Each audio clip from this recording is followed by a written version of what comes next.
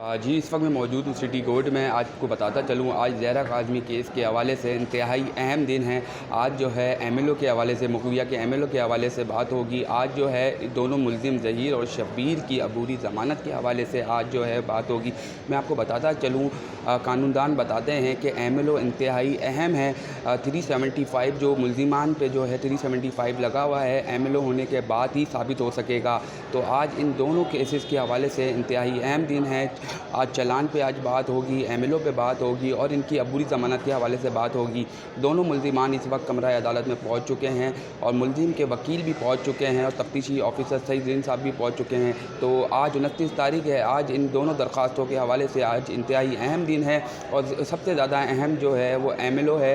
कानूनदान बताते हैं कि एमएलओ इंतहाई अहम है। 375, एक दफ़ा फिर बताऊँ, 375 जो मुल्ज़िमान पे लगी हुई है वो तभी साबित हो सकेगी जब एमएलओ होगा। और आज जो है 11 से 11:30 बजे के दरमियान समाअत होनी है और देखना ये है आज इनकी ज़मानत होती है या मुस्तरद होती है।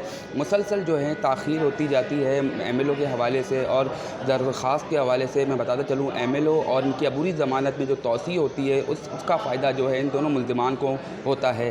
तो आज इंतहाई अहम दिन है। देखना ये है कि आज अदालत की तरफ से क्या बड़ा हुक्मनामा जारी होता है। जी।